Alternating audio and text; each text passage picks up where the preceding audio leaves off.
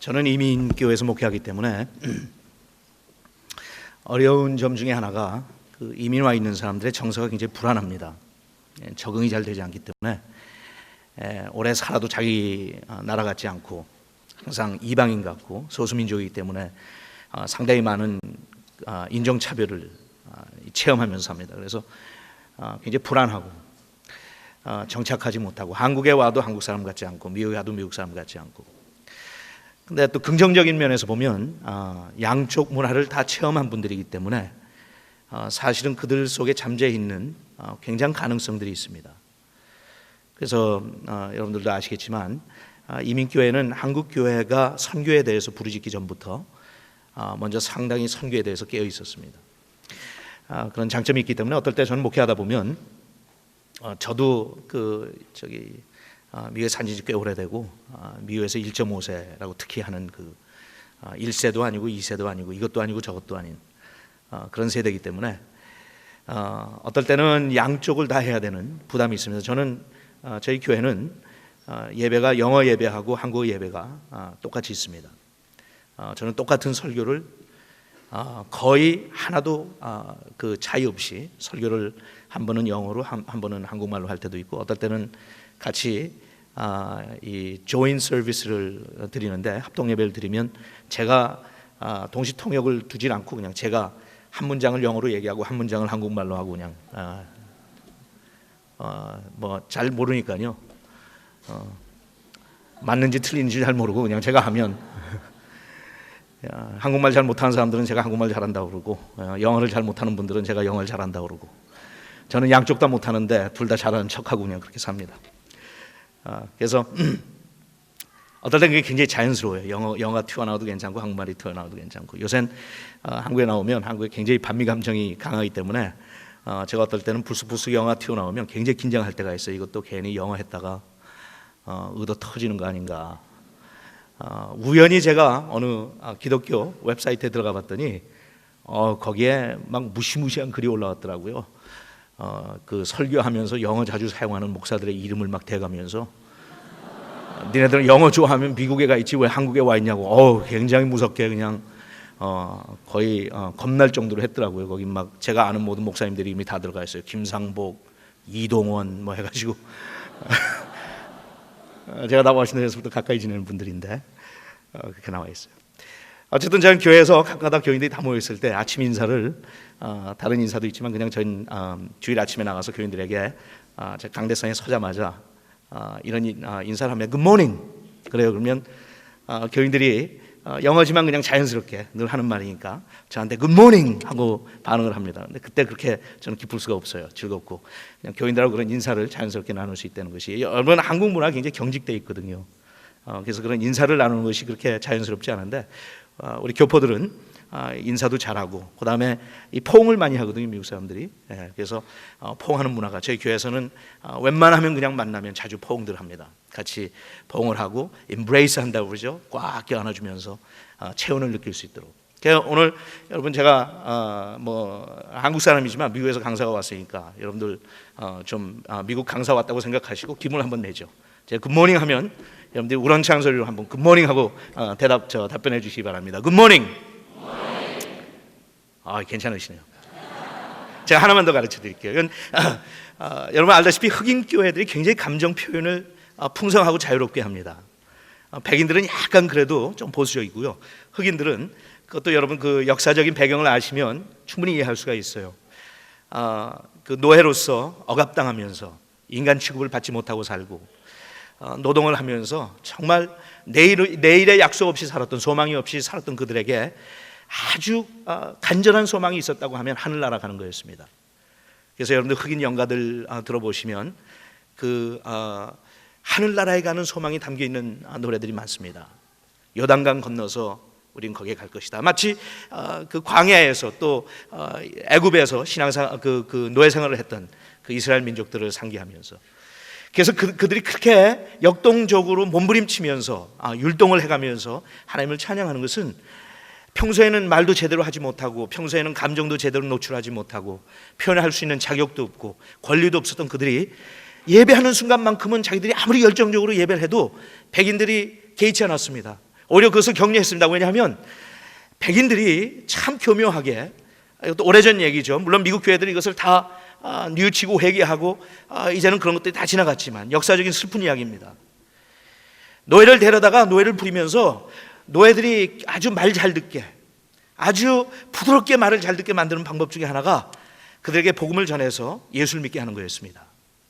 그래서 예수를 믿게 하면 성경에 나오는 대로 종들아 상전에게 순복해라 하는 그런 말씀을 가르치면서 주인에게 순복하는 삶을 강요했습니다.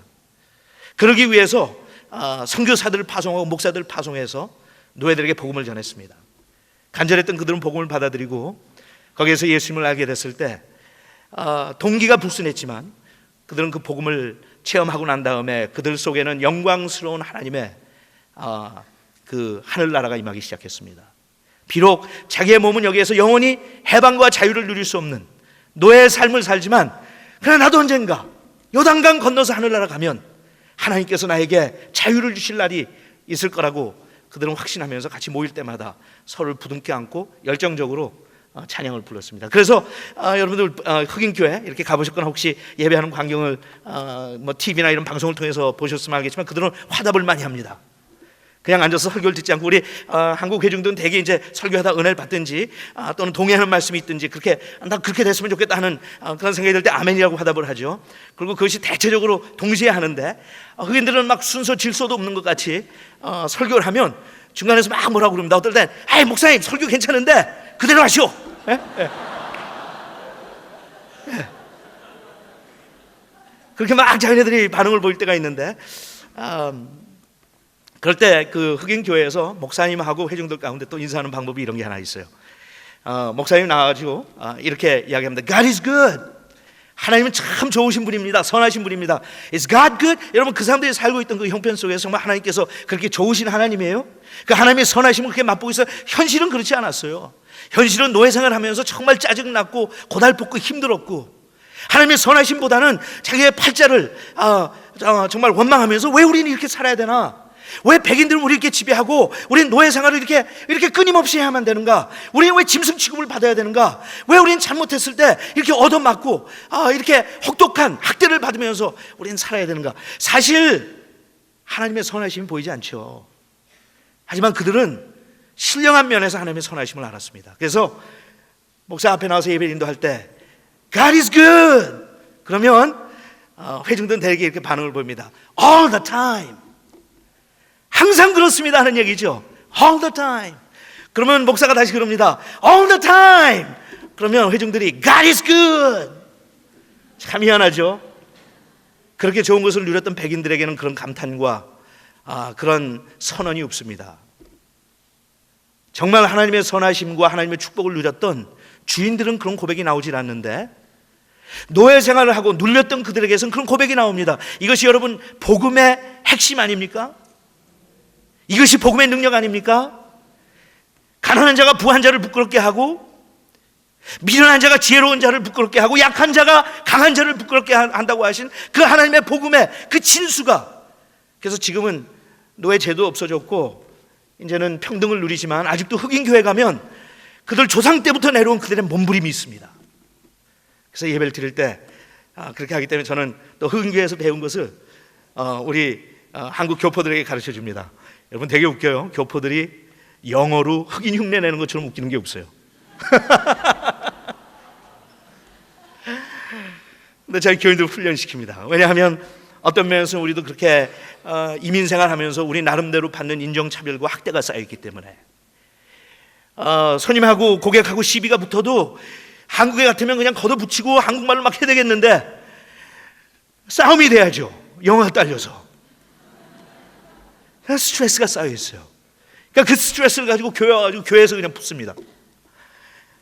그런 그들에게 우리의 몸부림을 같이 시하고 제가 가서 그런 인사를 가르치는데, 여러분 한번 제가 우리 흑인교회 왔다고 생각하시고, 오늘은 여러분들이 세계 일주를 하십니다. 흑인교회 왔다고 생각하시고 아주 간단해요. 제가 하나님은 좋다고 God is good 그러면 여러분들이 all the time 하고 한번 반응을 보이시고, 제가 all the time 그러면 여러분들이 God is good 하고 한번 하시는 건데, 뭐 간단한 거니까 여러분들 그냥 함성을 지르면서 한번 우리가 선포하는 의미에서 한번 같이 따라하시기 바랍니다. God is good all the time. 다시 한번 God is good and all the time God is good. 여러분, 내가 목회하다가 고달플 때도, 앞이 보이지 않아서 너무너무 괴롭고 고통스럽고 외로울 때도 잊지 마세요. God is good. God is good all the time. 내가 현실적으로 뭔가 보이는 것 같고 일이 되는 것 같고 하나님의 축복을 나의 목회 여정 속에서 누릴 때만 하나님께서 우리에게 선하신 것이 아니라 God is good all the time.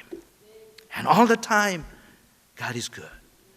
정말 이것이 하나님께서 성경을 통해서 우리에게 주신 진리라고 하면 여러분들이 한국에 살고 있든지 미국에 살고 있든지 상관없이 나의 나그네의 여정 속에 고달픈 나의 삶 속에 또 그분의 부르심 앞에 내가 온전히 쓰임받기 위해서 발버둥을 치며 내 자신과의 외로운 싸움을 계속할 때 간혹 가다가 나는 자신이 없고 힘들고 고달프고 외롭고 그럴 때 내 자신과 뒤에 있는 동역자들이 같이 모여서 우리 자신들에게 서로 이와 같은 고백을 통해서 격려하고 위로하고 상기시켜 주는 게 필요할 것 같아요.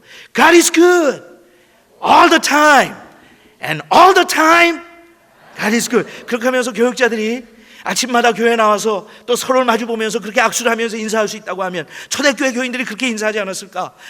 연단과 고난과 핍박 속에서 그들은 서로를 격려하면서 늘 강조했습니다. God is good. God is good. 아무리 핍박과 환난이 우리를 찾아온다 할지라도 우리가 눌리고 짓밟히는 것 같다 할지라도 God is good. 그러면 옆에서 그럽니다. All the time.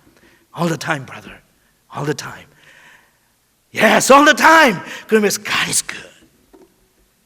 환경은 나의 현실은 나를 억압할지 모르지만 그리고 나에게 주눅들게 만들지 모르지만 하나님께서 하신 말씀이 I am good.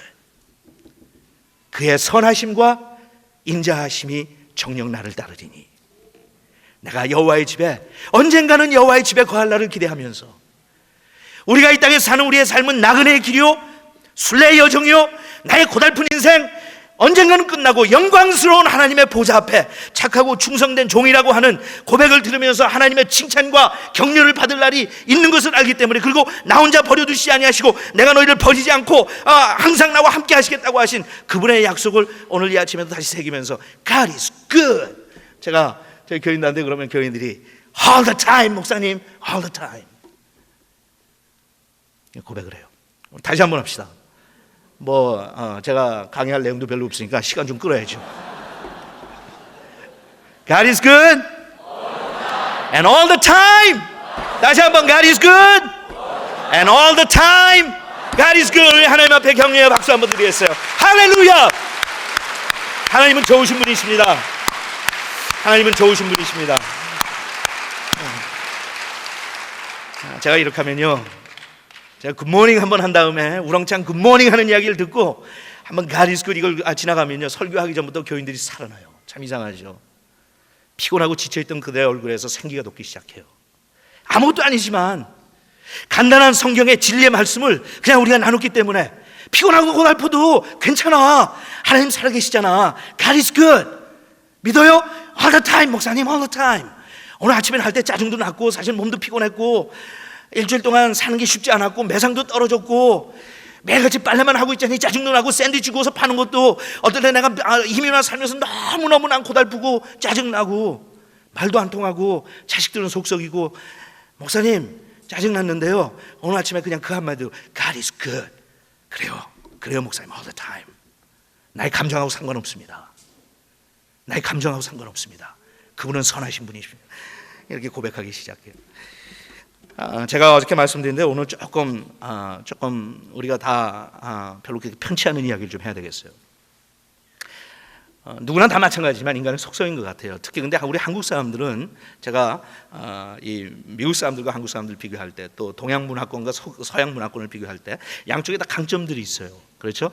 여러분들 많이 들으시겠지만 그리고 이제는 태평양을 중간에 두고 양쪽에서 많은 교류가 있기 때문에 또 뭐 세계 정보화, 뭐 글로벌라이제이션, 뭐 이런 이야기들이 많이 나오면서 서로 양쪽을 많이 어렴풋이 파악을 많이 했어요. 그러나 그것도 수박 겉핥기식으로 사실 파악하고 살죠. 하지만 많은 정보가 이제는 오고 갔기 때문에 그런 이야기들 많이 들으실 거예요. 여러분 제가 미국에 살다 보면 미국 사람들의 강점은 그것이 미국 교회의 강점입니다. 굉장히 합리적이에요. 일을 처리할 때 굉장히 합리적으로 해요. 교회가 갈라질 때도 보면 한국 교회 갈라지는 모습하고 미국 교회 갈라지는 모습하고 아주 판이하게 차이가 납니다. 미국 교회는 갈라져도 감정적으로 안 갈라져요. 굉장히 이치적으로, 논리적으로, 합리적으로 갈라져요. 제가 직접 체험은 안 했는데 어느 목사님 이야기를 듣는데 하루는 저한테 찾아오시더니 그분이 그러세요. 목사님 나 아주 이상한 거 한번 봤대. 그게 뭐냐고 그랬더니 그 한국 교회들이 되게 미국 교회를 많이 빌려 쓰지 않습니까? 건물을. 그래서 미국 교회 예배 끝난 다음에 이제 한국 교회들이 오후에 예배를 드리곤 하는데 그 목사님이 그렇게 미국 교회를 빌려서 목회를 하고 계신 분인데 하루는 토요일 날 교회 볼 일이 있어 들렸대요. 들려갖고 사무실에 들어가서 뭐 좀 지락스 카피 할 게 있어서 카피 하려고 들어가서 봤더니 거기 그 교회 주일학교를 담당하고 있던 부목사가 뭐 카피를 하고 있더래요. 그래서 인사를 했대. 하이 밥 오래간만이라고. long time no see. 뭐 오래 안 보이네. 못 봤네.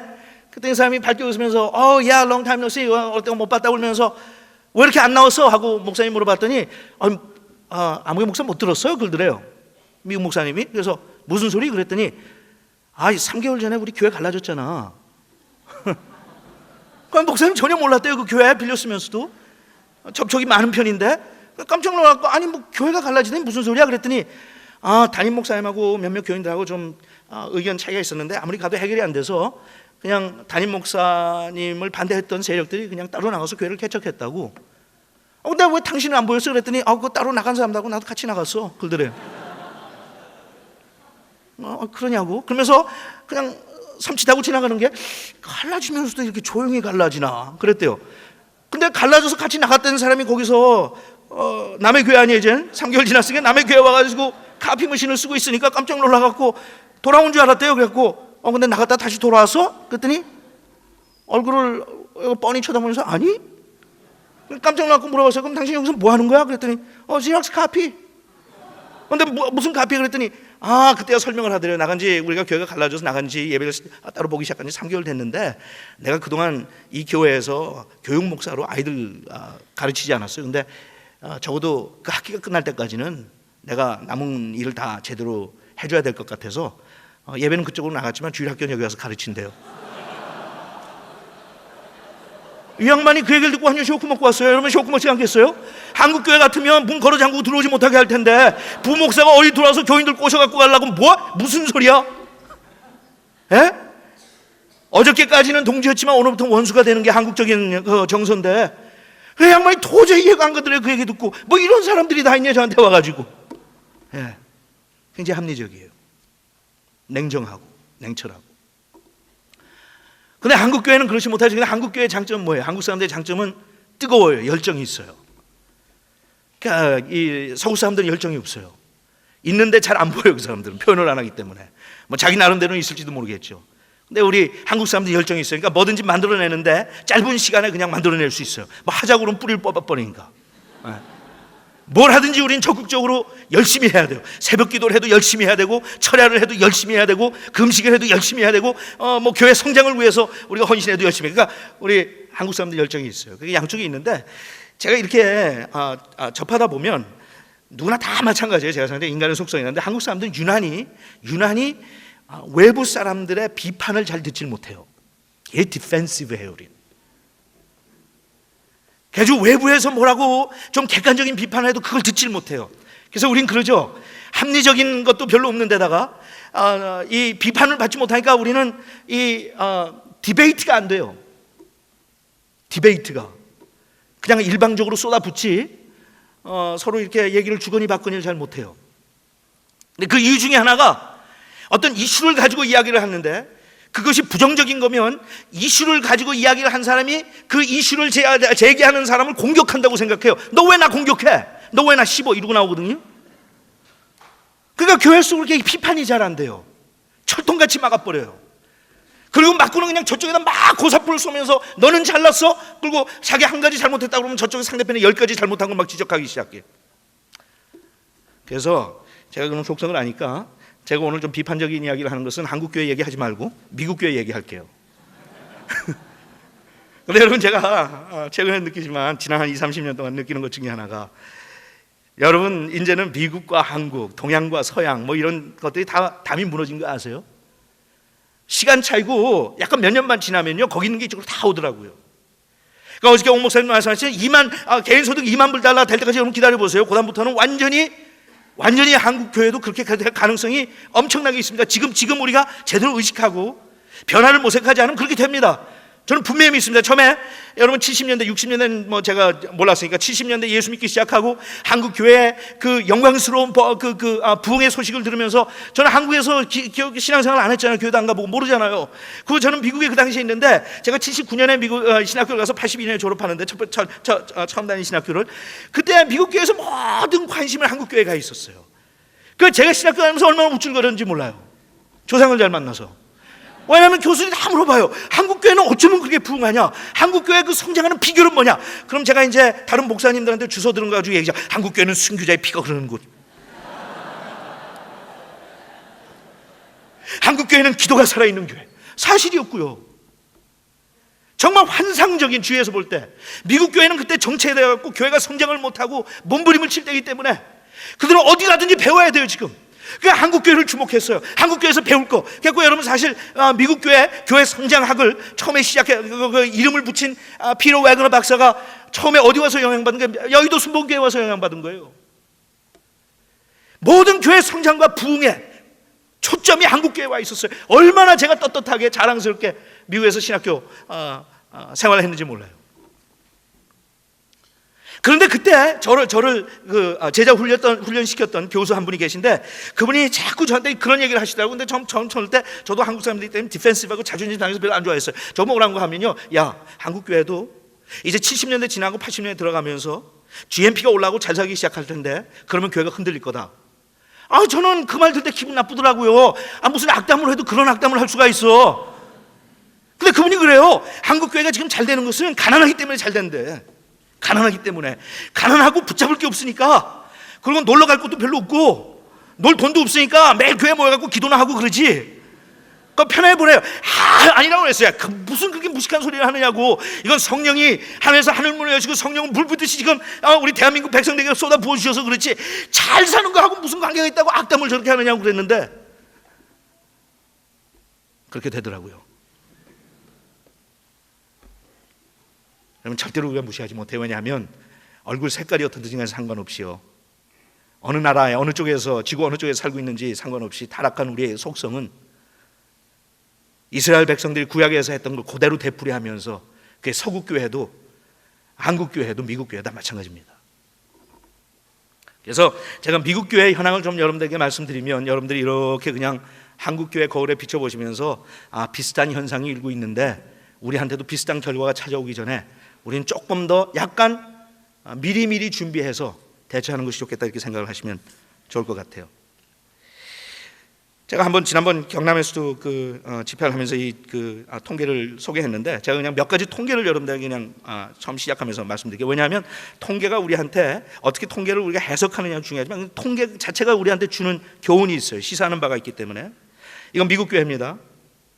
이 설문조사를 한 목회자들 대상으로 설문조사를 했는데요, 90%의 목회자가 이렇게 대답했어요. 자기는 지금 현재 자기가 하고 있는 목회를 제대로 할 수 있는 전혀 준비가 되어 있지 않다. 90%가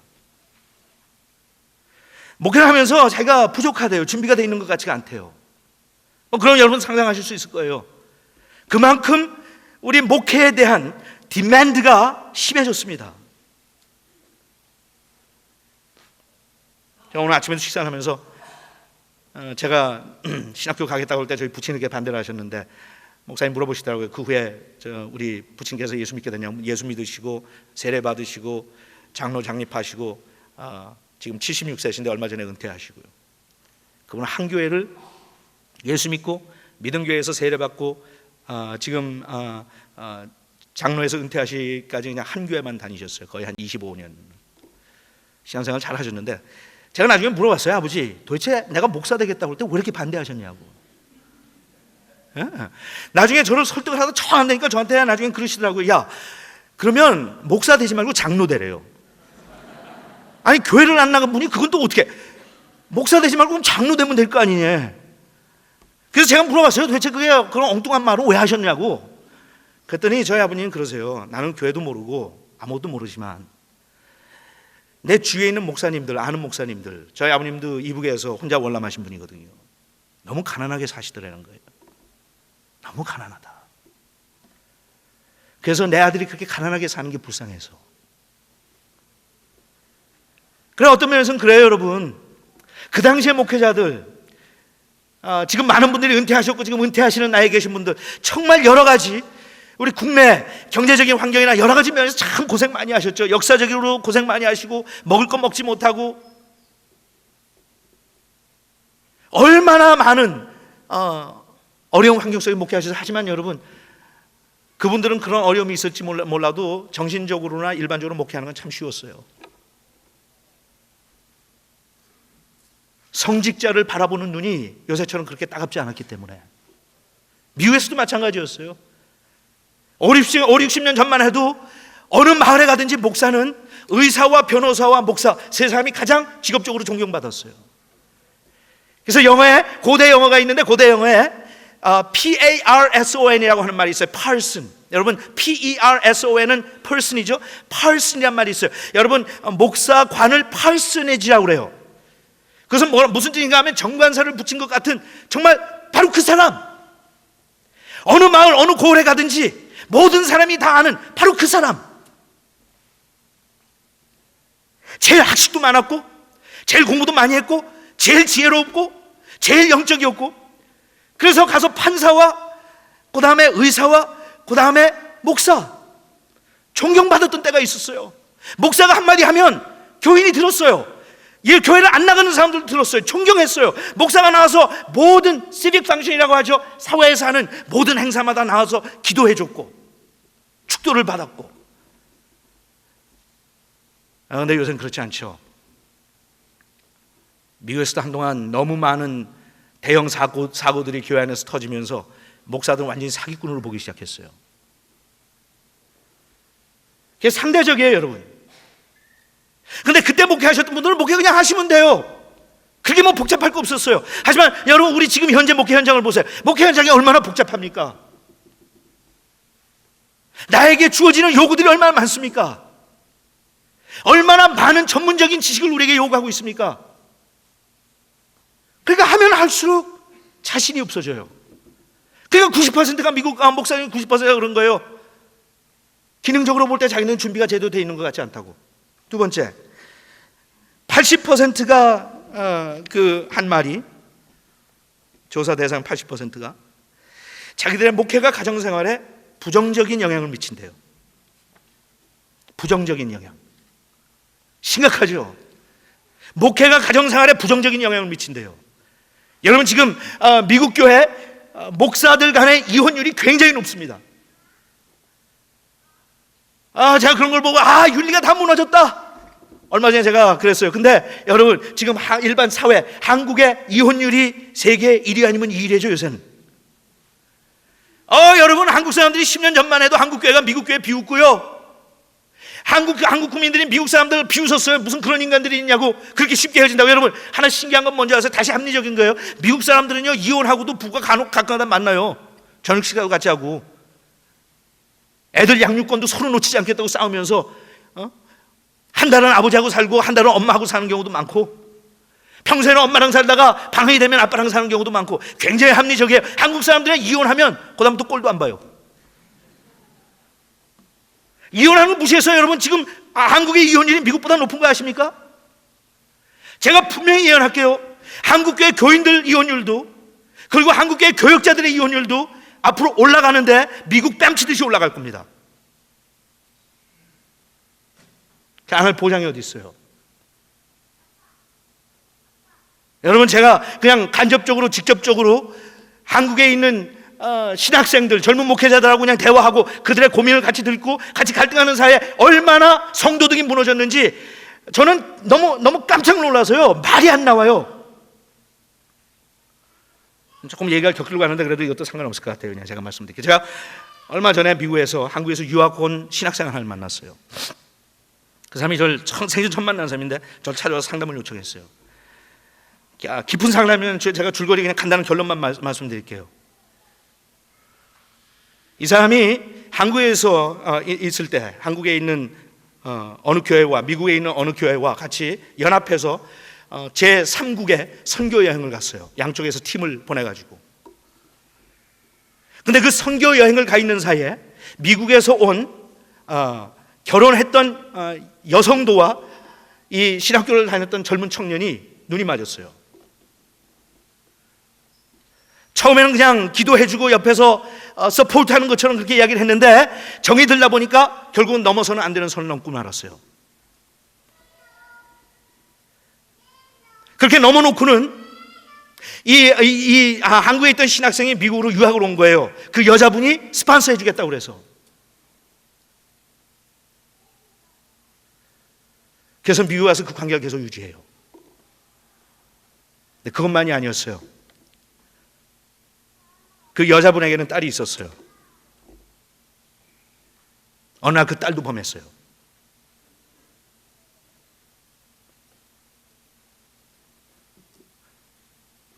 여러분, 현실입니다.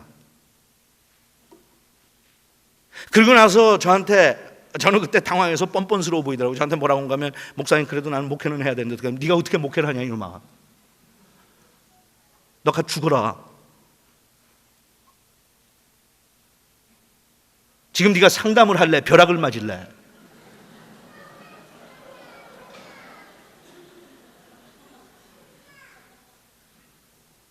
여러분, 제가 말은 그렇게 했지만 제가 도와주시죠. 지금도 저한테 이메일 계속 보내면서 전문 상담가 만나서 지금 좀 회복시켜 주려고 노력은 하는데요. 이게 여러분 간혹 가다가 한 번씩 나오는 이야기였으면 얼마나 좋겠어요. 무너져 있습니다. 여러분 아시죠? 목회장 가정이 무너지면 목회가 무너집니다. 근데 80%가 하는 소리가 목회가 자기 가정생활에 부정적인 영향을 미친대요. 70%가 뭐라고 대답하는가 하면 사역을 목회를 시작하기 전보다 지금 상태가 자기의 자긍심이 자아의식이 셀프 이미지가 많이 상했대요. 여러분 다 느끼실 거예요. 아무것도 몰랐을 때는 신학교 다니고 신학교 졸업하고 나왔을 때는 내가 막 세상을 뒤흔들고 내가 나가면 막 베드로처럼 열정적인 설교를 토하면 막 사람들이 3,000명씩 한꺼번에 회개하고 돌아오고 막 역사가 일어날 줄 아는데 교회 갔다 보니까 그게 아니죠. 그냥 매일 의도 터지고 인정도 안 해주고 욕만 먹고. 70%가 목회 시작하기 전부터 목회를 한참 하고, 여러분 목회를 할수록 대접을 받고 인정을 받고 존경을 받으면 나의 셀프 에스팀이 약간 올라가야 되는데, 그래서 우리 노무현 씨가 아주 제 마음에 드는 발언을 했어요. 대통령 못 해먹겠다고. 그래서 제가 그거 읽자마자 저는 매주 교회 주보에 칼럼을 쓰는데 거기다 그랬어요. 내가 노무현 씨의 심정을 안다. 왜냐하면 나는 자주 목회 못 해먹겠다고 하는, 목사 못 해먹겠다고 하는 소리 하니까. 올라가는 게 아니라 내려간다는 게 자꾸 떨어진다는 거예요. 실패감으로 꽉 차 있어요. 젊었을 때는 언젠가 나한테도 기회가 주어지면 시대가 나를 발견하지 못해서 그랬지, 내가 대단한 인물인데 아직 마땅한 교회를 못 만나서 그렇지, 아직 사람들이 내 얼마나 훌륭한 걸 파기 못해. 사람만 만나면, 시대만 만나면, 교회만 만나면 그랬는데 세월이 갈수록 나이는 먹는데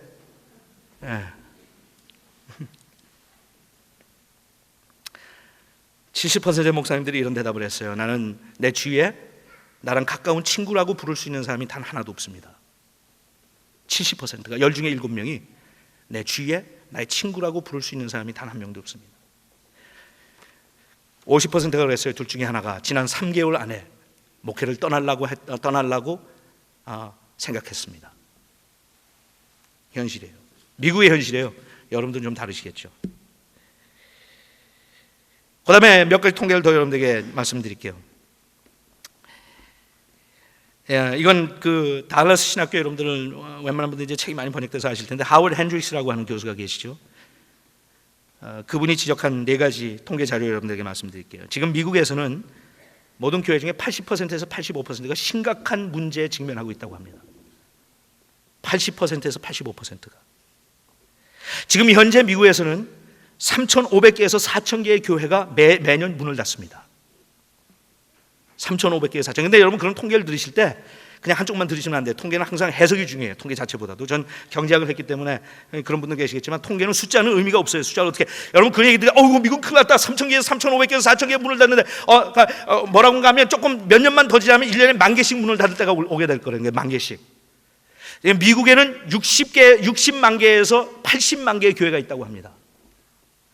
그러니까 60만 개에서 80만 개 교회 놓고 볼 때 3,000개에서 3,500개 1년에 문 닫는 건 별거 아니에요. 뿐만 아니라 사실은 3,000개에서 3,500개가 4,000개 문 닫을 때 또 새로 시작되는 교회들이 있잖아요. 그러니까 전체적인 숫자의 변화는 별로 없지만 어쨌든 그것이 현실이에요. 여러분 그게 무슨 소리예요? 3,500개에서 4,000개의 교회가 문을 닫을 때는 3,500개에서 4,000명의 목사들이 교회에서 일자리를 잃게 된다는 거예요.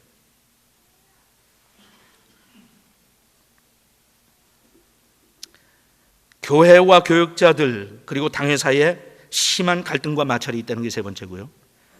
네 번째는 44%에서 48%의 교회를 다니지 않는 비기독교인들이 기독교에 대해서 아주 좋지 않은 감정을 가지고 있다는 거예요. 44%에서 48%. 오늘 이런 이야기를 하면서 제가 사실은 엉뚱한 접근을 했어요. 건강한 교회에 대해서 얘기하면서 대형 교회에 대해서 좀 제가 서론을 시작을 합니다. 대형 교회에 대해서 이야기하는 것도 굉장히 센시티브한 건 제가 알아요. 하지만 저는 아무런 이해관계가 없고 뭐 다시는 안 불러도 그만이고 한국교회 와서 목회할 생각도 없고 여기에 있는 언론이 나를 아무리 들고 해봤자 저는 뭐 촌에서 목회하는 사람이니까 뭐 무서울 것도 없으니까 좀 하고 싶은 말은 하고 싶은데 어디까지 해야 될지는 잘 모르겠어요. 그건 그냥 제가 오늘 기분에 따라서 하겠습니다.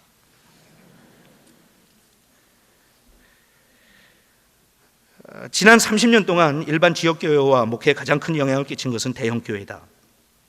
본의 아니게 했든지 아니면 의도적으로 했든지 상관없이 대형교회는 그 어느 분야보다 전체 교회에 큰 영향을 끼쳤다.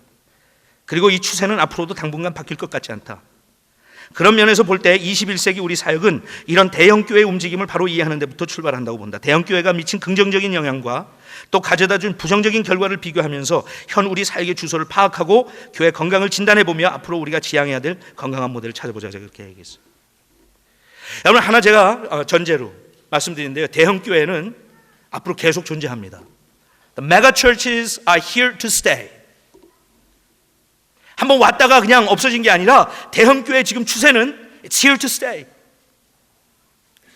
그리고 여태까지 우리가 부여하지 않았던 또 부여하고 싶지 않았던 만큼 굉장한 영향력을 교회에 미치고 있습니다.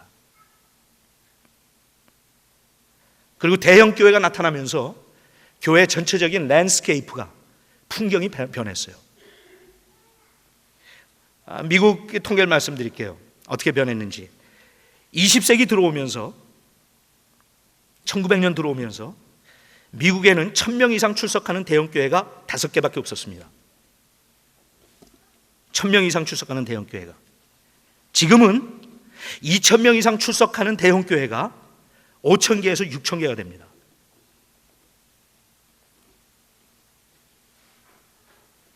근데 더 재밌는 건 뭔지 아세요? 이걸 여러분 잘 들으세요. 한국 상황에 비교해서 어떤지 모르겠어요. 이건 미국 상황이에요. 여러분, 엄청난 숫자 아니에요. 50만 개에서 60만 개 교회인데 거기서 5천 개는 100분의 1이에요. 그런데 2,000명 이상 되는 교회는 모르겠지만 1,000명 이상 되는 교회를 가지고 나온 통계를 제가 소개해 드릴게요.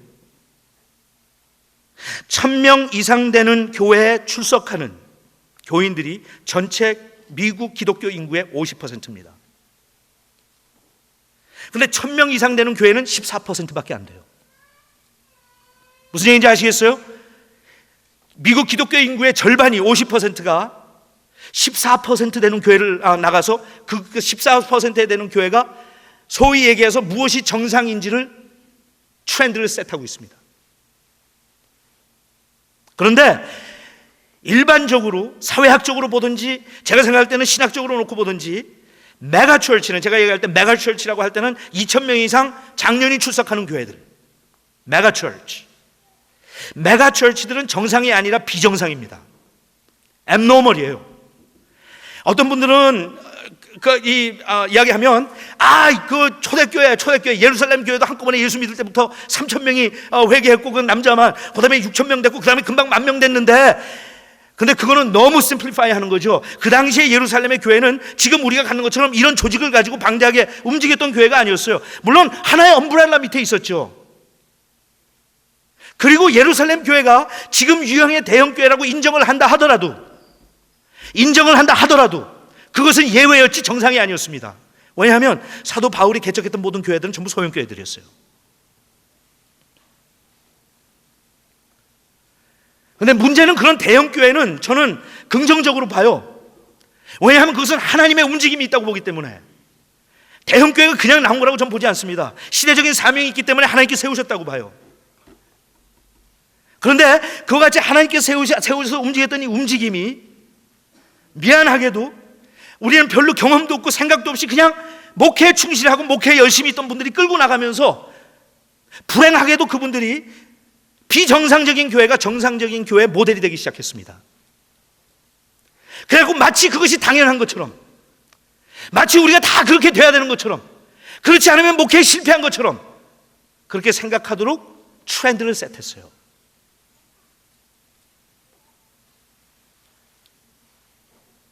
그런데 미국 통계는 보니까 10명 중에 8명이 신학교를 졸업하고 평생 죽기 전에 목회를 하면서 200명 이상 되는 교회를 담임하지 못합니다. 평생 200명 이상 되는 교회를 담임하지 못해요. 10명 중에 8명이 미국 교회 목사들 중에. 이게 무슨 소리입니까? 아마 그것을 한국 교회로 그대로 심어다 갖다 놓는다면 우리도 다 마찬가지예요. 근데 우리는 모든 것을 초점을 대형 교회에 맞추고 그렇게 성장한 교회들, 건강한 교회들 이렇게 생각하면서 전부 나도 언젠가는, 나의 꿈은 언젠가는 영향력 있는 그런 목회를 하고 그런 목회자들의 강의를 듣고 그렇게 하면서 평생을 나는 씨름을 하는데, 현실은 우리에게 뭐라고 지적하는가 하면 아주 독특하고 탁월한 사람들 빼놓고는 10명 중에 8명은 평생 200명 이상 출석하는 교회를 담임하지 못합니다.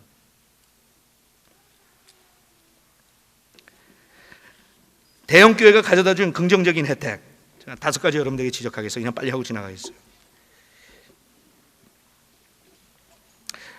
효율적인 목회 전략과 방법을 제시했다. 효율적인 목회 전략과 방법을 제시했다. 이건 사실인 것 같아요. 탁월한 분들이 목회 성공한 자기의 성공담과 케이스 스터디들과 그 다음에 목회 현장을 우리에게 소개하면서 아주 효율적인 이펙티브한 목회 전략과 방법을 제시했습니다. 제가 오늘 저녁에 조금 이쪽에 균형을 잡기 위해서 좀 우리의 목회자의 근본적인 인격에 대해서 좀 이야기하겠어요. 근데 장점이에요. 근데 그 장점이 동전의 양옆같이 단점이 되고 말았습니다. 왜냐하면 너무 방법을 제시하고 효율적인 목회관을 제시하다 보니까 사람의 됨됨이나 인격에 대해서는 이야기를 별로 안 했습니다. 여러분, 과거에 불과 20년, 30년 전만 해도 대부분 목회자들이 존경했던 분들은 영성과 인격을 갖춘 분들이었어요. 그분들의 말씀을 듣고 그분들의 강의를 듣고 그분들의 목회에서 우리가 무릎 꿇고 배우고 그분들을 사모했는데, 잘잘못을 떠나서 그냥 하나의 트렌드입니다. 요새는 그런 거 별로 없어요. 책이 많이 팔려야 되고요, 세미나에 인기가 있어야 되고, 교회가 성장해야 되고요, 목회에 성공했다고는 레이블이 붙여져야 되고요. 왜? 효과적인 방법론을 제시하기 시작했기 때문에. 그분들이 저쪽을 무시한 건 아니죠. 그러나 그렇다고 해서 당연히 목회에 성공했다고 해서 인격이나 삶에 성공한 것은 아니죠. 두 번째, 성공과 교회 성장에 대한 구체적인 가능성을 제시했다. 굉장히 좋은 것 같아요. 우리 모두에게 그런 가능성을 제시했어요. 꿈을 꾸게 했어요. 저 사람이 10만 명짜리 교회 할 수 있다 그러면 적어도 한 1000명짜리 할 수 있지.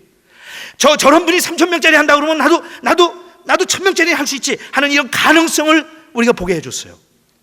그전엔 그런 모델이 메가철치들이 없을 때는 교회가 성장해봤자 그냥 한 1000명 하면 대단한 줄로 알았어요.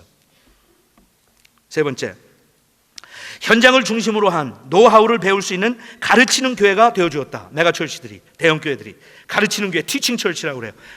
그러니까 여러분, 한국에서도 대부분의 교회들은 어느 정도 성장한 교회들은 자기 나름대로 독자적인 목회 현장을 열어주면서 훈련을 시키고 목회자들을 트레인합니다. 그러니까 옛날하고는 다르죠. 그냥 교실에서 모여서 했던 것보다는 티칭 철치들 자기들 목회 현장을 열어주기 때문에 훨씬 더 구체적인 우리가 훈련을 받을 수 있게 돼요. 네 번째, 작은 교회들도 시도할 수 있는 좋은 자료를 제공했다. 또 미국 교회에서 이런 트렌드가 한 20년 전부터 있었는데 교단에서 나온 책들은 별로 팔리지가 않아요. 교재가.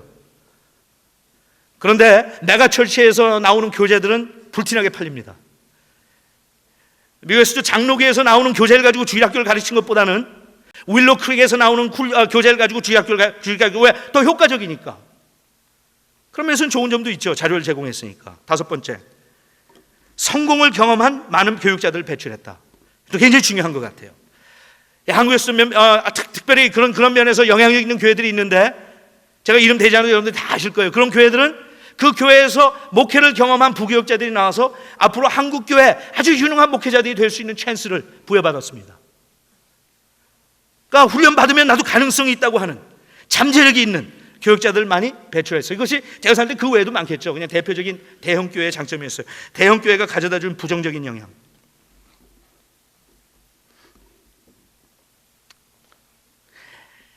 첫째, 우리가 혐오하는 인간의 속성을 은연중에 노출시켰다. 여러분, 참 이게 그렇게 될 필요가 없는데 그렇게 됐어요. 왜냐하면요, 대형교회가 크다 보니까 대형교회가 모든 교인들을 대표하는 그런 입장이 돼버리고 말았습니다. 그것은 그분들이 원해서 그랬던 것도 아니에요. 그냥 언론과 주위에 있는 사람들이 그렇게 만들어버렸어요. 그래서 대형교회에서 문제가 터지면 마치 온 교회, 온 기독교인들의 문제인 것처럼 그렇게 노출되고 맙니다. 한 목사의 욕심이, 한 교회의 문제가, 한 목사의 타락이 마치 모든 교육자들이, 그럼 우리가 얼마나, 난 정말 어떨 때는 막 까무러칠 정도예요. 왜들 이러는 거야 정말. 집안 망신은 뭐가 시킨다고. 왜 한두 사람, 한두 교회 잘못이 이렇게 노출돼가지고 마치 모든 기독교인들이 다 그러는 것처럼 그렇게 우리가 인정을 받아야 되고 그런 공격을 받아야 되고 그렇게 자존심이 상해야 되고, 왜 그러는 거예요 도대체? 원하던 원치 않았던 대형교회가 가져다 부정적인 영향이에요. 혐오하는 인간의 속성을 거기서 다 노출시키고 어떨 때는 그것을 괜찮다고 합리화시킵니다. 저는 여러분,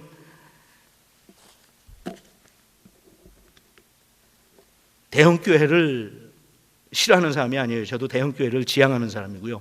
지향하는 사람이고요. 대형교회 자체가 문제가 있다고 생각하지 않아요. 과도기 속에서 대형교회 문제들이 많이 노출됐다고. 저는 우리 대형교회 지금 가지고 있는 문제들을 보강하면 훨씬 더 좋은 모델들이 나올 수 있다고 확신하기 때문에. 그리고 지금까지 미국 교회 지난 20, 30년 동안 희망은 대형교회들이었어요. 대형교회가 교회를 깨웠어요.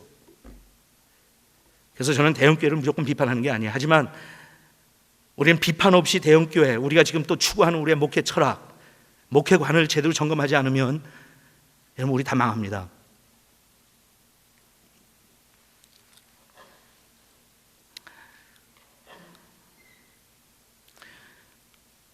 여러분 그냥 상식적으로 이런 표현 들어보시죠.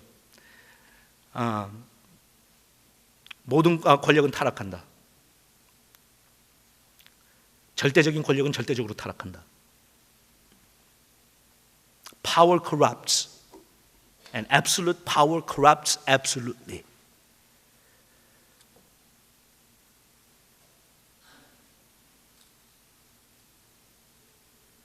대형교회 목회를 하기를 지망하는 분들은 타락할 걸 각오해야 됩니다. 왜냐하면 특별한 예외 빼놓고는 타락하게 되어 있습니다. 주위에 든든한 견제할 수 있는 형제들을 두지 않는 한 absolute power는 absolutely corrupt하게 되어 있습니다.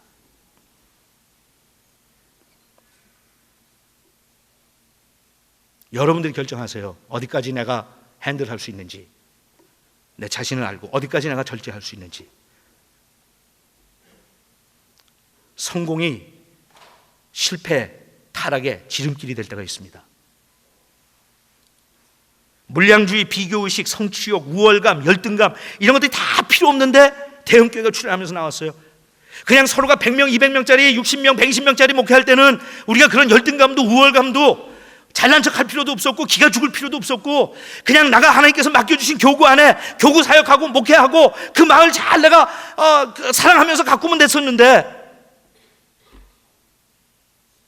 타락하고 보니까 젊은 목사들이 모여도, 전도사들이 모여도 좀 대형교회에서 잘 나가는 교회에서 부교육자로 있으면 자기가 잘난 줄로 생각하고 숫자 가지고 얘기하기 시작하고 비교하기 시작하고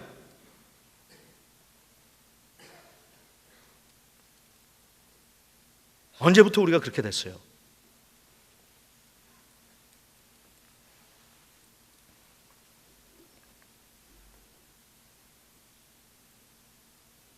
두 번째,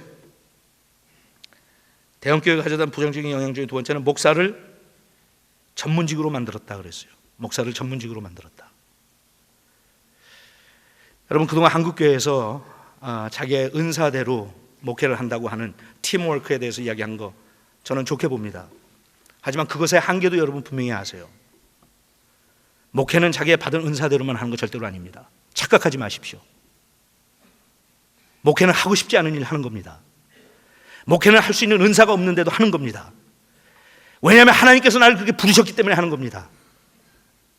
내가 5개 은사 받은 거, 달란트 있는 거 가지고도 활용을 하지만 1개밖에 없는데 그것 가지고 해야 됩니다.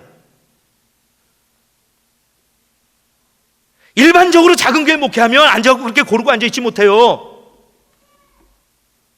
그러면 한국에 있는, 미국에 있는 대형 교회들이, 잘 나가는 교회들이 정말 각 분야에서 실력 있는 사람 고용한다고 할 때 배출되는 신학생들은 몇 명이나 고용할 수 있습니까? 무슨 착각하는 거예요? 그러니까 그 중에서 가장 잘 나가는 사람들 뽑혀가지고 가장 잘 나가는 교회에 꽂히지만 나머지는 목회를 하면서 전부 목회 재미가 없어요. 왜냐하면 언젠가 내가 받은 이 탁월한 나의 은사를 발휘할 때가 올 텐데 그 기회가 안 주어지니까. 또 한쪽으로는요, 자기가 하고 싶지 않은 일 하지 않으려고 하는 변명이에요. 은사가 없는 일이기 때문에 안 한다. 나는 그쪽에 은사가 없다. 그러면 우리 다 집어치웠어요.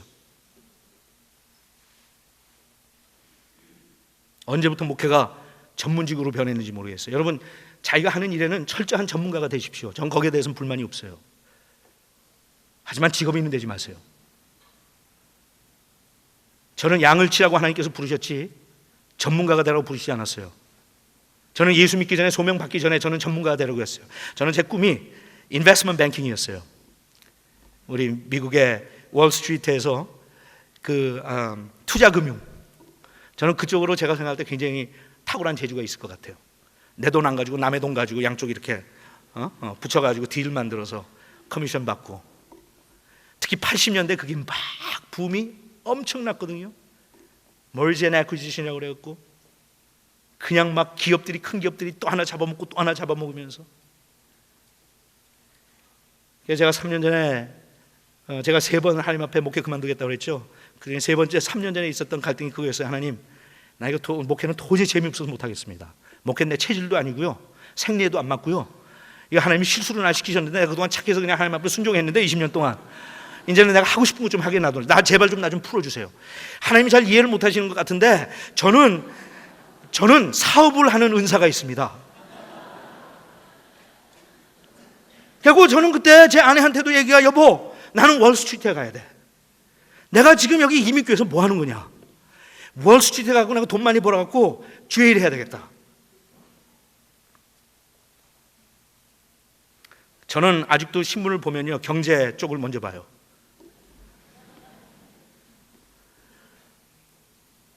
제 생리예요, 체질이에요. 그런데 하나님께서 저한테 맡기신 것은 목회를 맡기셨어요.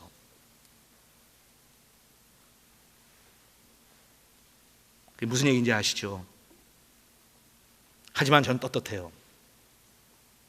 전문가가 아니기 때문에. 저는 교인들 바라보고 그래요. 당신들이 아무리 돌아다녀도 나 같은 목자 없다. 어디 가서 나 같은 사람 만나냐? 죽어도 살아도 우린 같이 평생 목숨 걸었으니까. 제가 우리 교인들한테 그래요. 성경에 있는 대로, 바울이 고백한 대로 교사는 많지만 아비는 많지 않다. 전문직이면 당신들이 더 좋은 목사, 더 좋은 설교 있다고 하면 여기도 가고 저기도 갈 수 있어. 하지만 하나 분명히 하자.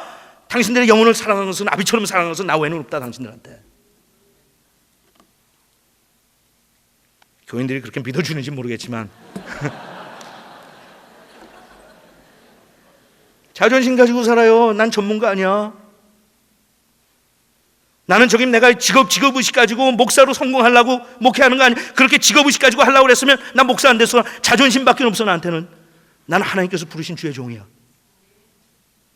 난 당신의 영혼을 하나님 앞에 계산해야 되는 것처럼 밤낮으로 나는 당신을 사랑하면서 품으면서 어떻게 하든지 당신이 잘 되는 거 보고 싶어서 사는 사람이야. 나는 목사야. 난 직업인 아니야.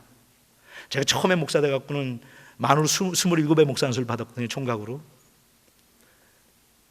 그리고 그 당시에 굉장히 대형 교회인데, 한국 교회로서는 그게 어떻게 하나님께서 걷어 차셔갖고 담임 목사를 부임을 했어요. 처음에 목회하는데 얼마나 힘들겠어요. 싱글이 27살짜리가 아버지 뻘되는 분들 모시고 목회를 하려니까 담임 목사로, 자기 부목사가 자기보다 나이 많은 사람들 데리고.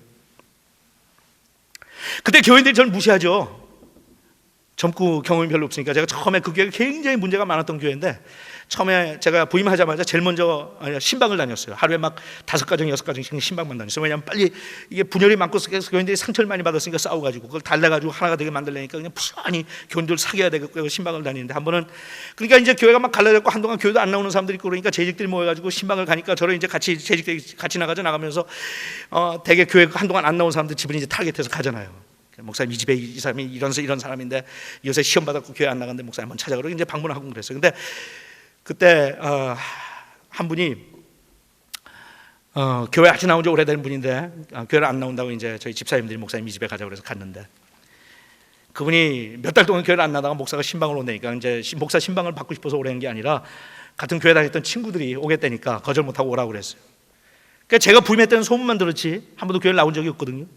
그래서 집사님들과 같이 쭉 가가지고 그분의 이제 집에 도착해서 문을 똑똑 두드니까 이제 열니까 들어갔어요. 저도 이제 그 뒤를 따라 들어갔죠. 성경책 끌고. 그래서 앉았어요. 그때 이 주인이 문을 안 닫고 자꾸 밖을 쳐다봐요. 그러니까 이제 저랑 같이 왔던 집사님이 친구들이 그런 게, 왜 거기 서 있어? 들어와. 그랬더니 목사님 안 오셔? 목사님, 제가 도저히 목사님 안 믿어지니까 저는 그냥 누구 젊은 사람 따라왔겠거니고, 목사님 안 계시고 밖을, 그러니까 막 이분들이 웃으면서, 이 김 목사님이 우리 담임 목사님 새로 오신 분이야. 그랬더니 그 양반이 한대는 소리가, 이건 너무하잖아.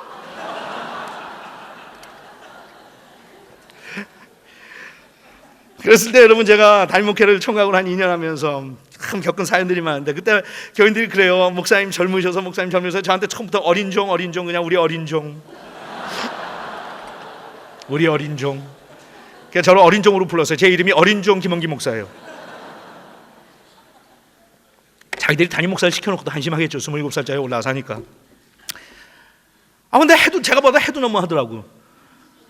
평생 그냥 사석에서는 어린 종 했으면 좋겠는데 대표 기도를 시켜도 우리 어린 종 김원기 목사 이렇게 돼요.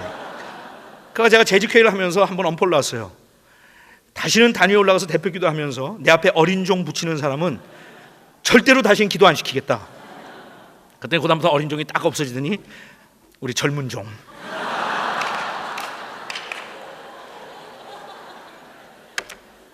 그러니까 와가지고 저한테 자기는 이제 상담을 하지, 그러면 막 고민스러운 거예요. 자기네들도 갈 데는 없고, 또 저한테 이렇게 하다 보니까 은혜는 받고 목사님 찾아가 상담을 해야 돼. 특히 부부관계 문제 있을 때 찾아올 때 이건 자기 아들한테 상담 받으러 간 것보다 더 하거든. 그러니까 막 비비과요. 그러면 주위에 있는 사람들도 그래도 목사님이 신령하셔서 은혜 찾아가면 도와줄 테니까 가라고. 거기 어떻게 가? 그래도 가. 이제 이렇게 찾아오죠. 거기 와가지고 비비과요. 목사님 참 민망하고. 그럼 제가 그때 막 화를 냈어요. 나는 목사로 전문인이다, 전문인. 당신이 말이야 변호사를 찾아가든지 의사를 찾아가든지 전문인을 찾아갈 때는 그 사람의 나이가 많고 적은 게 무슨 상관이냐, 실력이 문제지. 그랬더니 은혜 받더라고요. 그 목사님 말이 일리가 있다고. 네. 그래서 제가 목회 초창기에는 자꾸 제가 전문인이라는 걸 강조했어요. 이래봐도 내가 전문이다. 인생 경험도 저한테 특히 이제 주례받기 위해서 찾아오는 사람들 혼전 상담 같은 거 해줘야 되잖아요. 그래서 저한테 와서 그래요. 총각한테 어떻게 주례를 받느냐고. 목사님이 결혼에 대해서 뭘 알아요? 이러고 들어와요. 그럼 제가 또 큰 소리 치죠. 그냥 무식해갖고 그런 소리 한다고. 결혼에 대해서 신약에 제일 누가 많이 얘기했어? 예수님하고 사도 바울. 그분들 결혼했어?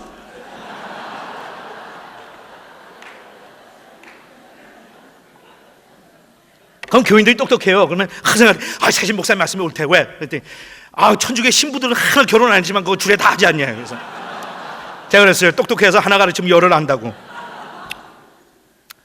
그래서 사실 어떤 면에서 우리 전문가예요. 저 전문가가 되고 싶은 욕심이 많아요.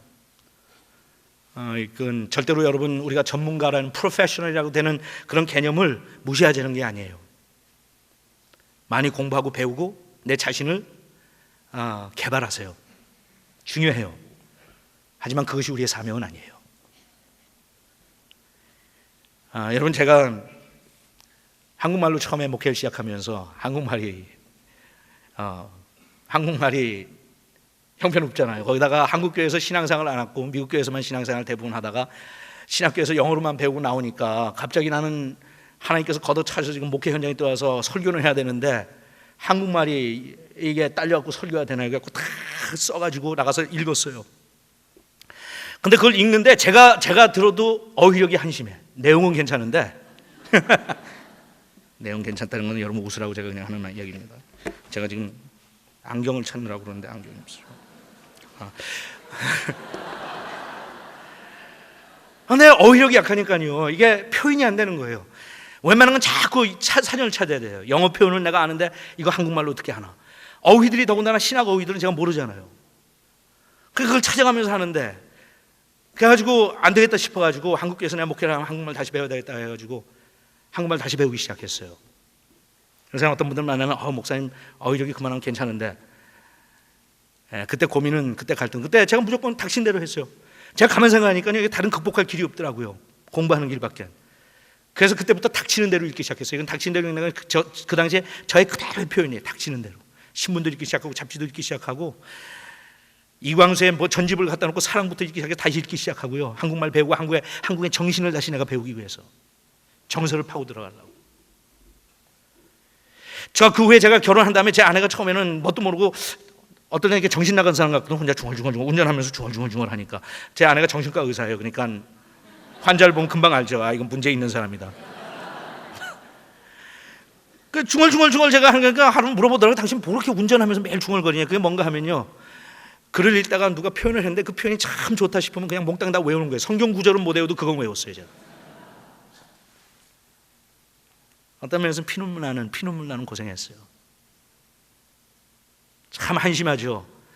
한국에 살다가 미국 가서 영어 배우느라고 그 고생해갖고 이제 영어 배우고 영어를 하도 많이 배우다 보니까 한국말이 사라졌는데 다시 또 한국말 배워야 된다고 시작해야 되는 제가.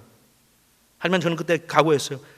한국에서 온 사람 못지않게 나는 한국말로 설교할 거면 제대로 하겠다. 제가 원고 없이 되게 설교하는데, 저는 얼마 전까지만 해도 원고 없이 설교는 하지만 원고는 정확하게 리걸 페이지로 16페이지에서 18페이지 적었던 사람입니다. 왜냐하면 제가 설교학을 배울 때 저희 교수가 저한테 그것을 아주 강조했어요. 너같이 꾀가 많은 놈은 설교 준비 별로 안 하고도 가가지고 설교 준비 잘한 것처럼 교인들 싹 눈가림하고 넘어갈 수 있는데, 그런 놈들은 자기 실력 믿고 하다가 나중에 실력이 바닥나서 한 교회에서 오래 붙어있지 못하고 들통나면 그 다음 교회 가지고 또 똑같은 거 개발하고 똑같은 거 해가지고 하니까 너는 한 교회에서 오랫동안 목회하려고 그러면 설교를 꼭 써라. 전 그걸 명심하고 그대로 했어요. 제가 이런 말씀 드리는 건요, 전문가가 되지 말라는 게 전문가가 되세요. 하지만 우리의 사명은 목회예요. 제가 그렇게 준비해서요, 저는 아직도 웬만해서는 주일날 아침에 아침 식사 못하고 점심에 점심 식사 못해요. 답답해서 안 넘어가요. 떨려서.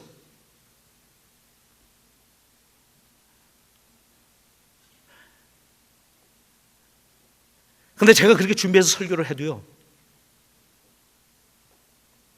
제가 이번 주에도, 지난주에 장로님 한 분이 저한테 와서 그러세요. 목사님 설교 지금 13년째 듣는데 한 번도 목사님 재탕한 적 없습니다.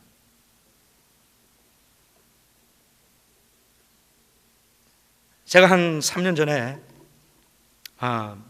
장기간 금식 기도를 한 적이 있어요. 하나님 앞에 제 20년 동안의 목회 사역을 정리하면서 나머지 20년을 생각하면서 하나님 앞에 장기 금식을 하면서 기도를 하는데, 하나님께서 그때 저한테 주신 충고 중에, 도전 중에 하나가, 그동안 네가 쌓아뒀던 너의 모든 설교 원고들, 그 다음에 네가 녹음해놨던 모든 설교 테이프들 다 갖다 버려라. 새로 시작하자. 다 갖다 버렸어요. 저는 피눈물 나는 고생해야 된다고 생각해요. 하지만 여러분, 저는 이거 하나는 절대로 잊지 않고 삽니다. 우리 교인들은 제가 그렇게 준비해서 설교를 해도요, 제가 교회를 떠났거나 죽은 다음에 제 설교를 기억하는 사람 별로 없습니다. 설교 기억 못해요. 하지만 제가 뭐라고 하는지 아십니까? 제가 어떻게 살았나 하는 것은 그들이 기억합니다. 김원기 목사의 설교는 하나도 기억 못해도 김영기 목사가 어떻게 살았나 하는 것은 그들의 가슴 속에 남아 있습니다. 내가 아무리 전문가로서 훌륭한 설교를 하고 아무리 프로페셔널답게 전문성을 띠고 목회를 해도 목사인 나는 교인들에게 전문가로서 서는 것이 아니라 우리 교인들은 내가 어떠한 사람이었는가, 그것을 두고두고 기억합니다. 여러분, 전문성 개발하세요. 하지만 전문가는 되지 마세요.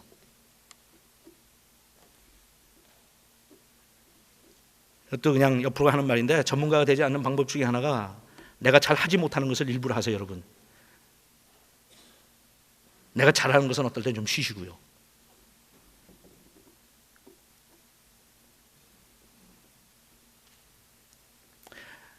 요새 이 예배와 찬양 사역자들이 많고 거기 관심이 많은데, 예배와 찬양 사역하는 분들이 어떨 때는 그 사역하지 말고 딴 사역을 좀 해야 돼요. 신방도 좀 다니고 한 1년이고 2년이고 포기해서 다른 것 좀 해보세요.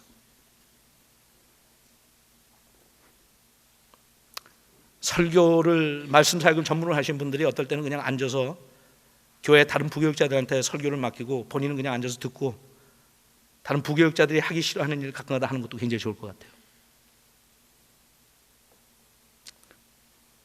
그냥 곁으로 하는 이야기인데 그게 목회 건강에는 좋을 것 같아요. 셋째, 교회를 상업화했습니다.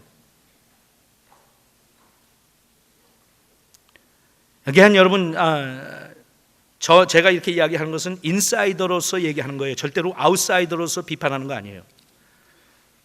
저는 경영을 한 사람이기 때문에 마케팅에 대해서는 누구보다도 자신 있게 알고 있습니다. 하지만 교회가 너무 상업화되는 것은 저는 위험하다고 생각합니다.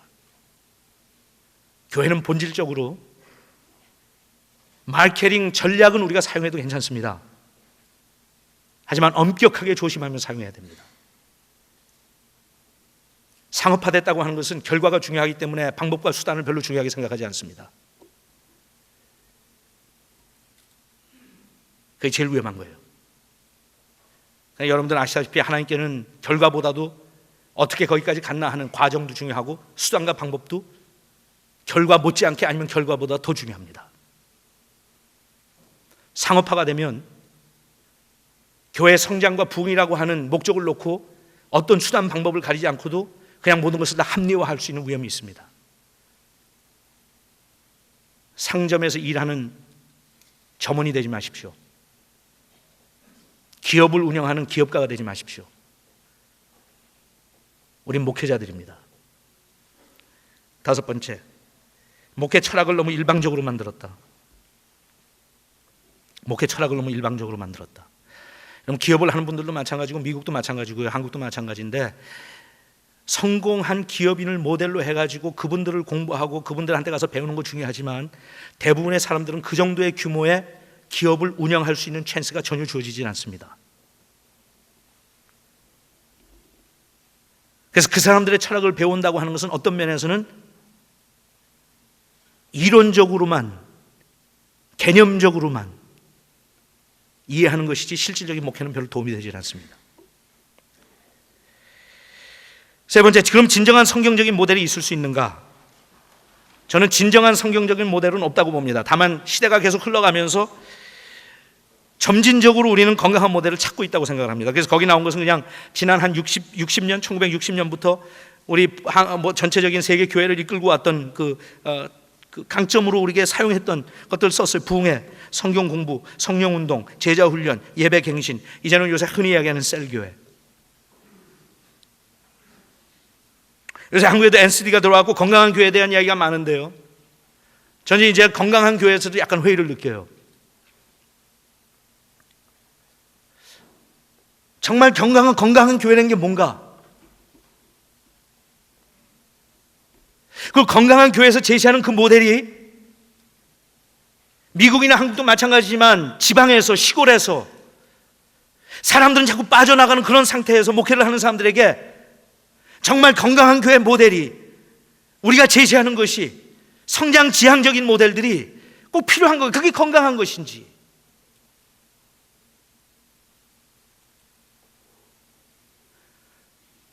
그래서 저는 제가 질문해요. 건강한 교회 그 다음은 뭔가?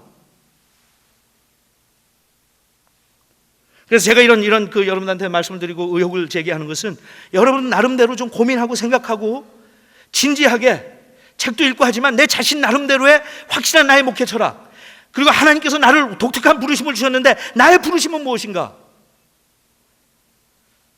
저는 20년이 걸렸지만 하나님 앞에 이민교회를 섬기겠다고 하는 그 부르심 앞에 순종하기를 3년 전에 했어요. 제가 아까 말씀드린 대로 저는 뉴욕으로 돌아가서 인베스트먼트 뱅킹 하겠다고 내 나름대로 막 하나님 앞에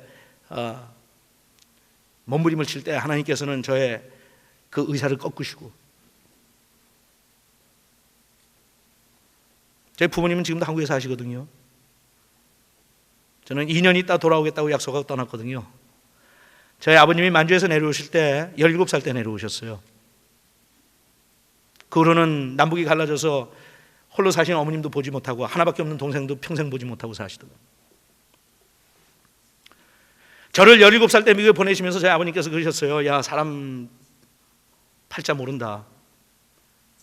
나도 17살 때 고향 떠났을 때 그것이 어머니하고 마지막 작별이라고는 상상도 하지 못했다. 근데 살다 보니까 그렇게 됐다.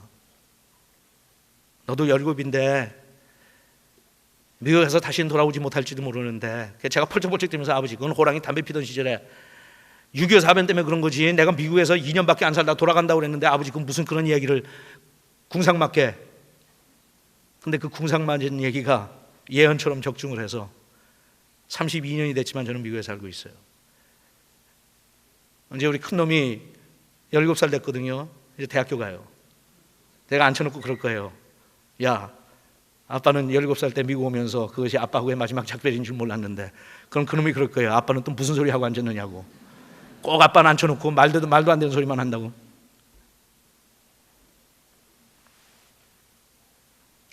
그래서 저는 그렇게 왔기 때문에 항상 저는 한국에 돌아온다고 생각했어요. 저는 저희 부모님들이 신앙생활 하시고 교회에서 장로님, 권사님으로 섬기시니까 어느 정도 우리 교회 그 정서를 알잖아요. 그래서 저는 농담 반 진담 반으로 항상 그랬어요. 아버지, 땅이나 하나 사놓으세요. 한국 와서 목회할 테니까. 또 저희 이민교회에 있던 분들이, 많은 분들이 한국에 나와서 저를 사모하는 분들도 있고, 그래서 목사님, 한국에도 목사님 같은 분들이 와가지고 좀 교회를 했으면 좋을 것 같은데, 우리는 미국에서 목사님과 같이 신앙생활을 했던 그 당시를 잊지 못한데 목사님 와서 교회 개척 좀 하자고. 항상 저는 그냥 언젠가는 한국에 나도 돌아갔으면 하는 생각 갖고 있었어요. 근데 하나님께서는 저한테 이민교회를 섬기라고 하는 하나님의 부르심,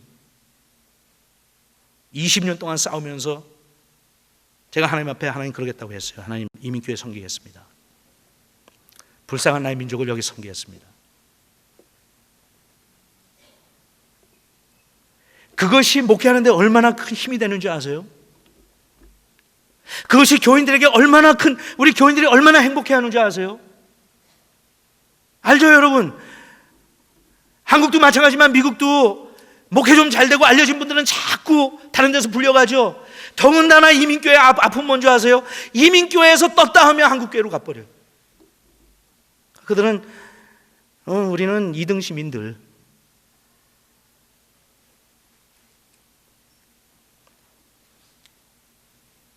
근데 저희 교회 교인들은 그런 생각이 없어요. 우리 김 목사님은 우리 교회에다 말뚝 박았다. 평생이다. 제가 늘 그러니까요. 죽기까지 우린 같이 있어야 되니까 빨리 결정해라.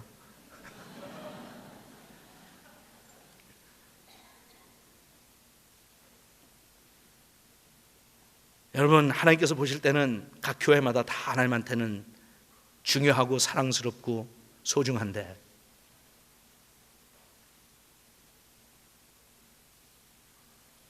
우리 생각이 자꾸 딴 데로 가 있으면요, 우린 부름받은 사람들이 아니죠.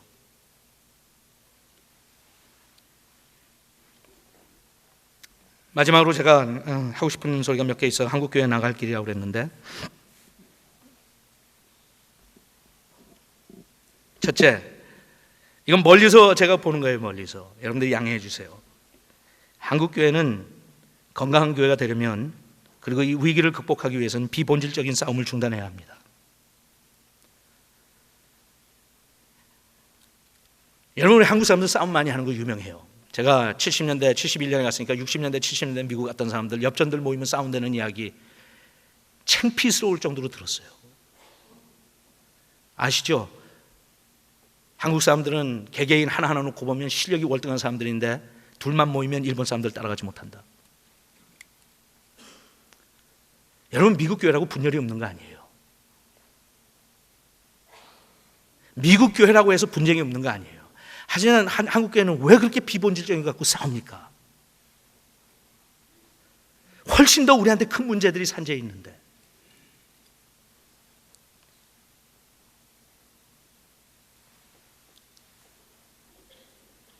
그냥 제가 몇 가지 생각나는 거 거기다 적었어요. 목회자 사례비건도 우리 다 아는 얘기지만,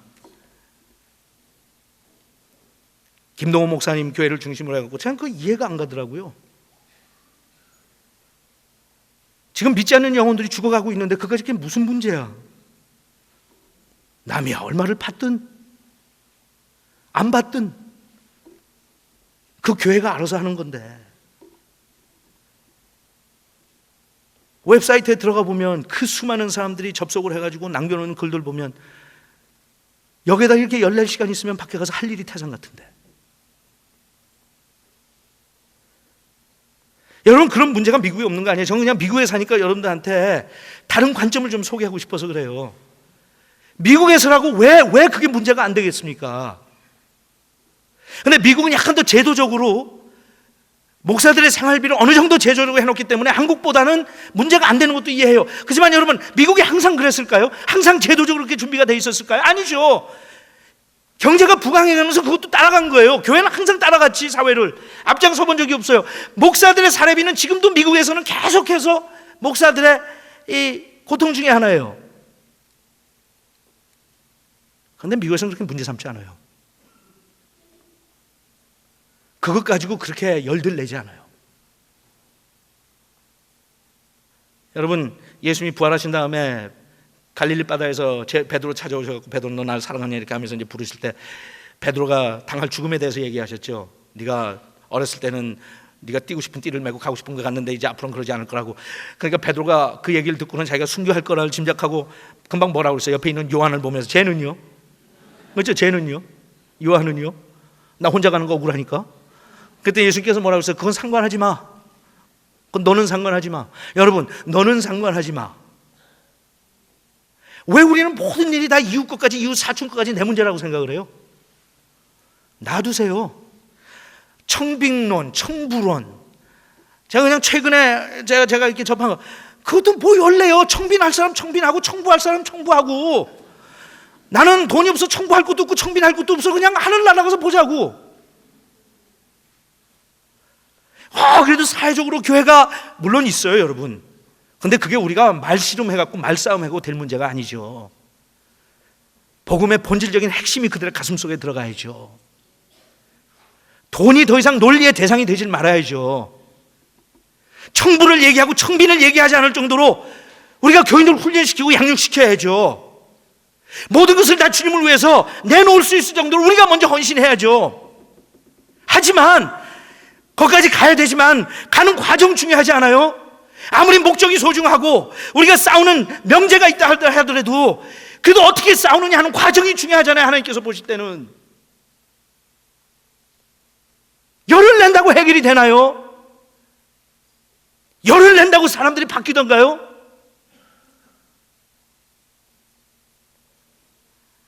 세습도 마찬가지예요, 여러분. 제가 한미준에 나와서 집회를 거의 매년 인도하고 하는데 세습 문제가 터졌을 때부터 젊은 신학생들은 물어보는 질문이, 목사님 세습 어떻게 생각하십니까? 제가 그랬어요. 난 생각하는 바가 많지만 너하고 무슨 상관이냐?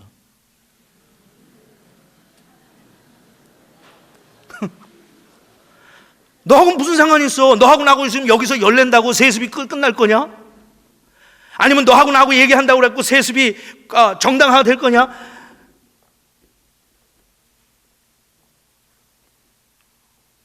그것도 나하고 상관없어. 본질적으로 상관없다는 건 아니에요. 그냥 넘어가자고요. 왜냐하면 상당히 많은 것들은 그냥 시간이 지나고 세월이 지나가면 자동적으로 해결돼요. 왜냐하면 하나님의 공의가 살아있기 때문에. 하나님의 의로우신 심판이 있기 때문에 우리는 상관할 거 없어요, 여러분. 어저께도 말씀드렸지만요, 이것은 하나님의 교회예요. 하나님께서 알아서 하세요. 나는 그냥 우리가 해야 될 일, 먼저 우선적으로 해야 될 일. 제가 답답하게 생각하는 것은요, 우선 할 일을 해놓고 이런 차선으로 우리가 얘기해야 될 것들 그때 가서 편한 상황에서 얘기하자고요. 우선 건강하고 건전한 교회들 만들어 놓고 사회를 변화시킬 수 있는 구조 만들어 놓고 그리고 시간에 여유가 있거든 그 다음부터 우리가 좀 얘기하자고요, 이런 것들. 하지만 앞에 문제가 해결되지 않은 한 이거 못하러 얘기하고 있어요. 저는 오히려 본질적인 싸움을 시작해야 된다고 봐요. 본질적인 싸움은 연합하는 거고 기도하는 거고 서로 사랑하는 거예요. 그렇지 않습니까? 예수님께서 요한복음 17장부터 시작해서 예수님께서 남겨주신 그 모든 말씀과 기도와 제자들을 위한 기도가 그것 아니었습니까? 하나 되게 한 것을 너희들이 힘써 지켜라. 너희들이 서로 사랑하면 세상이 너희가 나의 제자가 된 것을 알 것이다. 우리가 정말 생명을 걸어야 되는 것은 이런 것들 아닌가요? 그러면 희망이 있지 않을까요? 그래서 하나님께서 그러세요. 교회로 교회되게 하라. 교회로 교회되게 하라.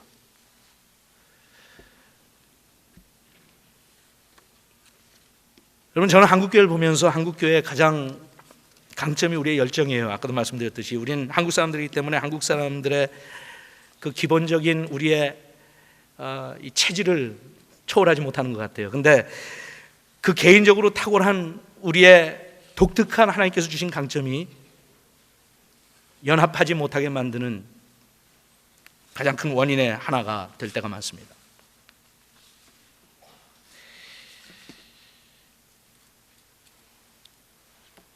제가 언젠가 책에서 읽은 건데 여러분들에게 기러기에 대해서 소개를 해드리고 마칠게요.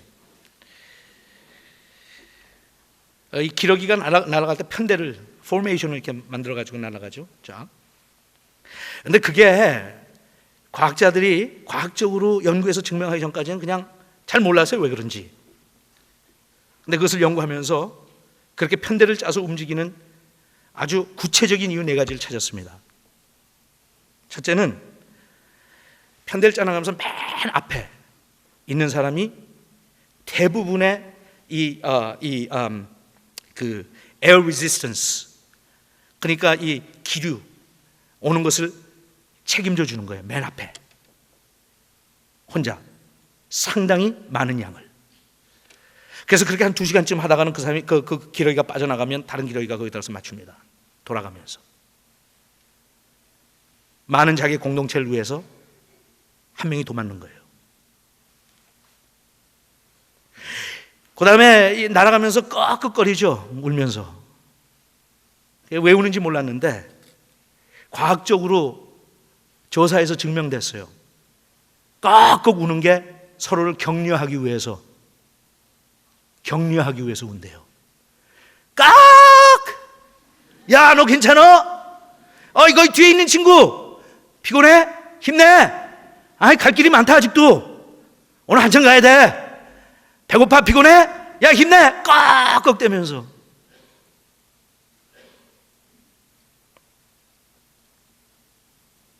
우리가 그렇게 살 수 있는데. 세 번째, 그렇게 같이 편대를 조성해서 날아가면요, 혼자 가는 것보다 날아가는데 71%의 더 상승적인 효과가 있대요. 다시 말해서 내가 하는 일이 71%가 더 쉬워져요. 이건 성경에서 이미 지적했죠. 한 사람이 천을 쫓지만 두 사람이 만을 쫓는다고요. 수학적으로는 말이 안 되는 소리죠. 한 사람이 천을 쫓으면 둘이 사면 2천을 쫓아야지 왜 만을 쫓습니까?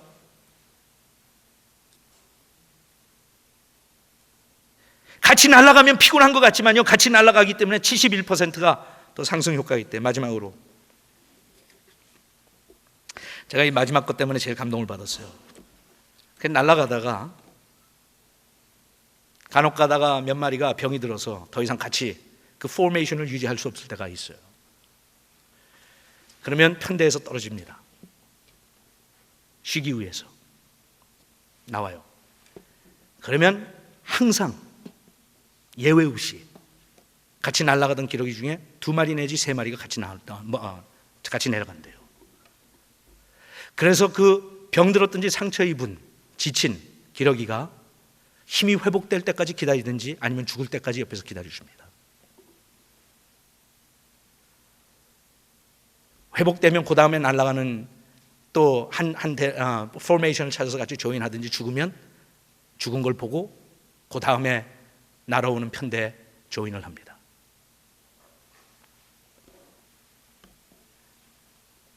여러분, 우리 예수 믿는 사람들이 그렇게 살지 못해요. 목회자들이 그렇게 살지 못해요.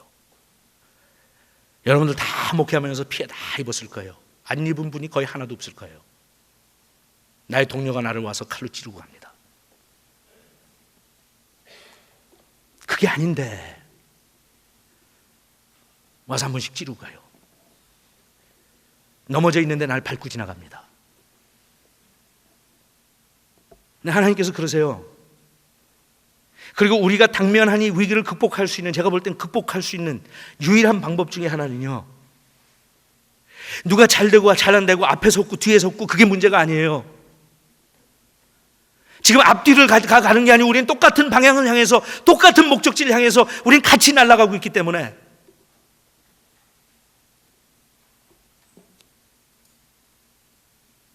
각자 투쟁한다고 생각하기 때문에 우리는 착각이고, 옆에 있는 것이 나의 경쟁 상대라고 생각하기 때문에 나는 문제고, 나의 사랑하는 동료가, 나의 동역자가 힘들어서 혼자 쓰러져 있을 때 나는 관심 없이 그냥 지나가 버리는 거예요. 그런데 우리가 아무것도 하지 않고, 여러분, 지금 아무것도 하지 않고, 미물이지만 기러기의 예를 들어서 이야기한데도 우리 한국 교회들이, 목회자들이 아무것도 하지 않고 그냥 우리 같이 날아가자고 하는 그 결정만 하면 우리 교회는 71% 오늘부터 성장할 수 있습니다. 아무것도 안 해도요. 나는 있는 모습 이대로 할게, 당신은 있는 모습 그대로 해. 그 대신 이제 우리 같이 하자. 같이 하자.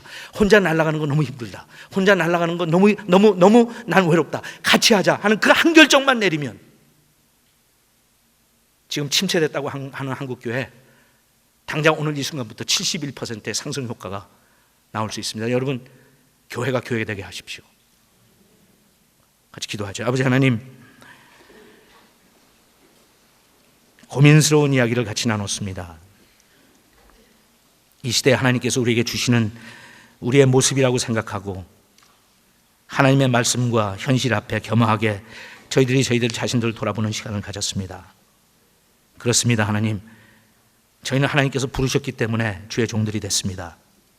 우리는 하나님의 종입니다. 부르심 앞에 날마다 떳떳하게 살 수 있도록 도와주시고, 기가 꺾이지 않도록 도와주시고, 같은 형제 자매들 주신 소명한 건데 영광스러운 그날을 같이 바라보며 지치면 서로 격려하고 위로하고, 넘어지고 자빠지면 세워주면서 저희들이 달려갈 길을 달려갈 수 있도록 주여 은혜 베풀어 주시옵소서. 예수님의 이름으로 기도합니다. 아멘.